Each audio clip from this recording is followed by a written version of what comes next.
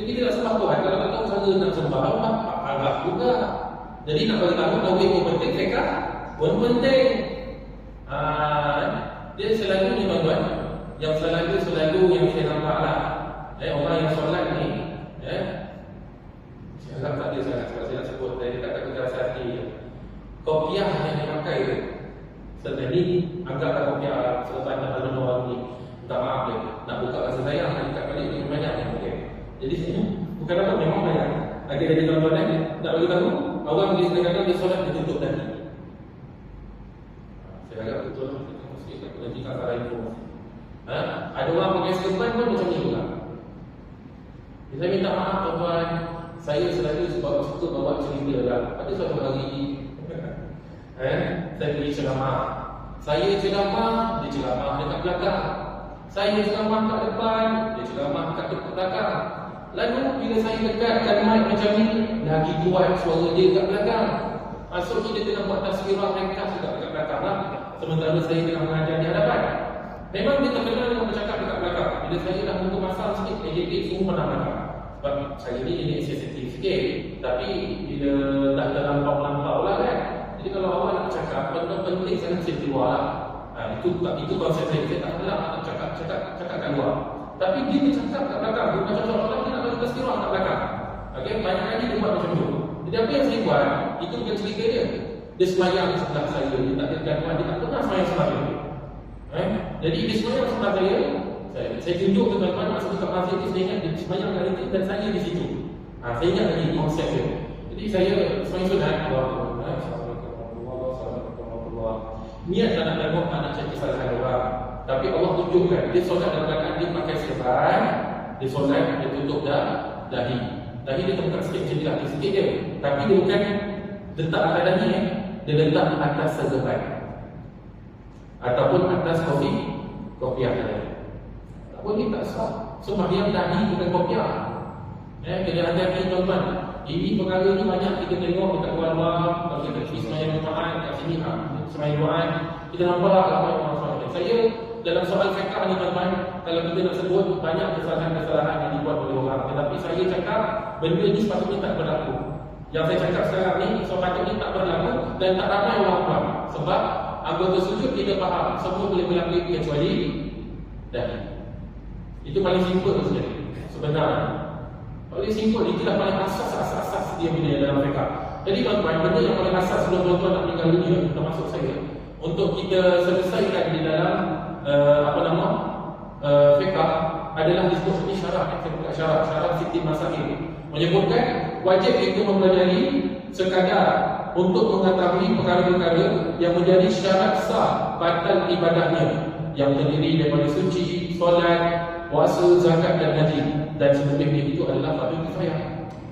Kita mengetahui rukun, syarat sah, perkara yang membatalkan solat, itu pun kifayah. Lepas lagi tu. Daripada sudut fiqh dia, tauhid tadi yang 50 yang saya sebut tadi tu. Yang ni 3 rukun, syarat sah dan juga perkara yang membatalkan solat. Itu fiqh. Jadi solat tuan-tuan minta maaf. Kita lagi dah buat yang macam ni. Saya tengok sini semua okey. Okey solat, tak ada masalah. Lagi satu, benda yang paling simple sekali orang yang paling buat ketika membaca Al-Fatihah. Dan sebenarnya ramai ni, kan, saya suka kalau tengok ramai, maksudnya orang tersepar lah apa yang saya nak cakap. Alhamdulillah, kalau tuan-tuan betulkan, saya ada. Okay? Ramai orang baca Al-Fatihah. Saya dekatkan bukan sebab saja-saja cuma saya nak tunjukkan bahawa ramai orang baca Fatihah Al-Ham.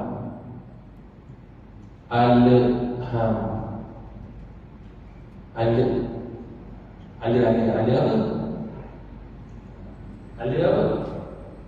Dah kata guru saya, seorang guru tajwid yang terkenal di Melaka, Ustaz Husaini namanya. Bapa waktu kerja nak belajar dengan dia.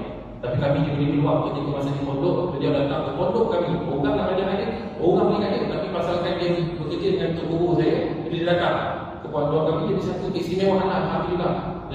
Dia cakap, kalau dah mati tu mati jangan hidupkan, kecuali huruf wal qalam. Saya ulang ni, kalau dah mati tu jangan mati, jangan hidupkan, jangan pandai-pandai hidupkan, kecuali huruf yang berkaitan dengan qalam. Itu kita kena hidupkan. Apa, aja, ada, kan? Tapi bagaimana orang baca ada? Alham. Okay? Balik ni practice at your home. Ini jadi juga cakap penting.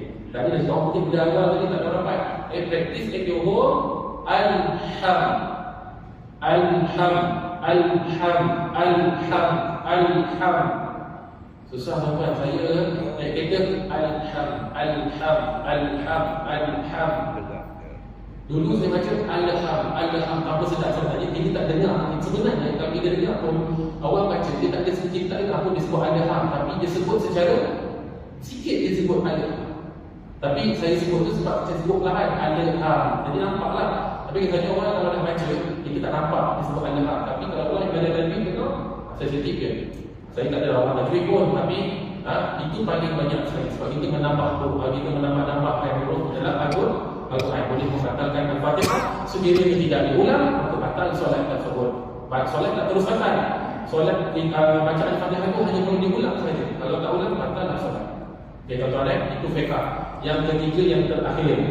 Yang ketiga yang terakhir. Saya tak boleh kalau tak boleh fiqh 29. Okey. Jadi yang terakhir iaitu tasawuf. Jadi dalam solat kena bawa tauhid untuk siapa yang kita sembah. Kena bawa fiqh sebab macam mana cara nak sembah Allah. Yang ketiga tasawuf. Kenapa? Tasawuf ni adalah kita nak membawa hati kita menghadap Allah. Sebab apa Ustaz? Macam ni Ustaz? Sebab kita sembahyang, Allah sebut dalam Al-Quran, aqimis solat li zikri. Dirikanlah solat untuk mengingatiku. Dan kenapa diri solat ingat jaga rumah pula? Sudah. Yang ni gambar saja. Kan baik di depan, baik di belakang. Macam mana tuan? Solat tapi ingat masalah-masalah. Kita fikir Allah, kita tengok dia, kita pula tak khusyuk dengan dia nangis tak sebab. Macam tu sekali tu. Ada bunyi paling sedih, kita pun ikut sedih pula. Kita sedih sebab dia sedih. Dia sedih bukan sebab apa? Dia sedih sebab hari ni duit dah habis. Ya Allah bagi duit. Sedangkan Allah sebut jelas sangat dalam Al-Quran. Dirikanlah solat untuk mengingat itu. Bermakna dalam solat dan ingat Allah. Bermaksud lagi haknya solat, haknya hati adalah menghadap kepada Allah. Andai terpesong sedikit sahaja hati kita daripada Allah, maka kita sudah menghadap kepada makhluk. Kita dah mencampurkan ingatan kita dengan makhluk. Sebab itu ingatan kita hanya untuk Allah, bukan selain daripada makhluk. Ya Allah Akbar.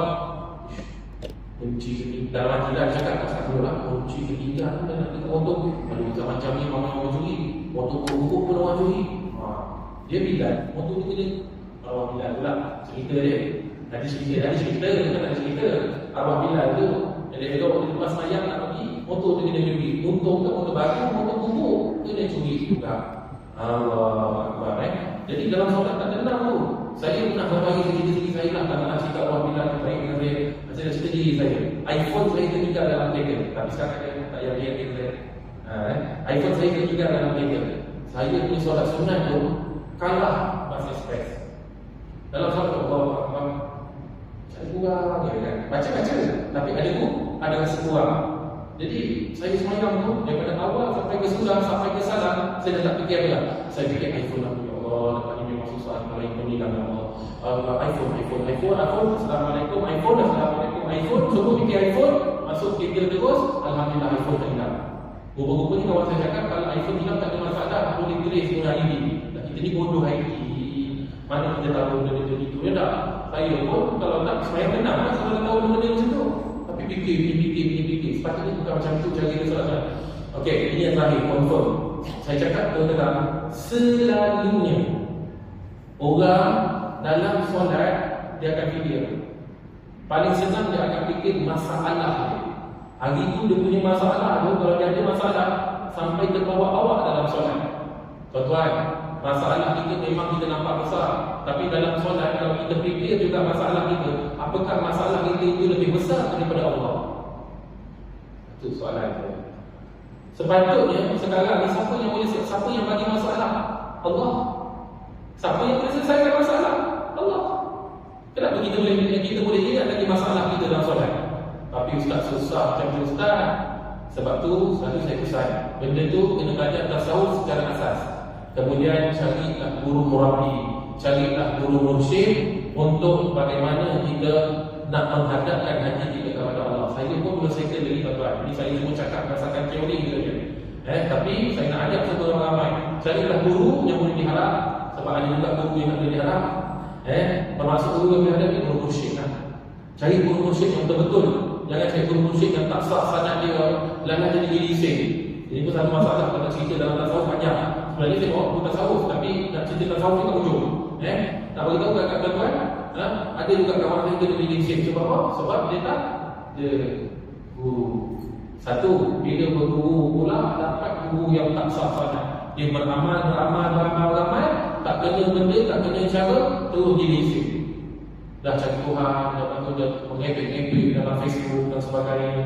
Okay tuan-tuan Jadi pentingnya perjalanan seorang hamba itu nak menggapai cinta Allah dan Rasulullah melalui sang guru. Jadi kita nak ada guru ni lah yang akan bimbing bawa kita kepada Allah. Nanti dekat akhirat Nabi Muhammad SAW akan membawa kita berjumpa dengan Allah. Meski melalui guru akan bawa kepada guru ataupun ulama akan membawa kita kepada Nabi Muhammad. Nabi Muhammad akan membawa kita kepada hadirat Allah Subhanahu Wa Taala untuk menatap wajah Allah dalam syurga. Itulah pekerjaan orang-orang ahli syurga. Wallahu a'lam. Itu saja tuan-tuan. Mudah-mudahan dapat manfaat. Ingat, bawa tiga-tiga di dalam solat lepas ni. Cubalah praktis tauhid, fiqh, tasawuf. Apa yang bersembah, macam mana saya nak sembah, dan juga hati kita mesti menghadap kepada Allah Subhanahu Wa Taala. Jangan hadap selain dia. Anda yang kedua, next episode saya akan cerita insya-Allah. Dari lalu banyak orang ramai yang sayang kan, insya-Allah nanti takkan orang marah lah. InsyaAllah kata saja. Kita akhiri dengan selawat kepada Nabi Muhammad sallallahu alaihi wasallam. Sallallahu rabbuna ala al-nuril mu'min Ahmad al-Mustafa sayyidil mursalin. Sallallahu rabbuna ala al-nuril mu'min Ahmad al-Mustafa sayyidil mursalin wa ala alihi wa sahbihi ajma'in. Itu saja tuan-tuan. Assalamualaikum.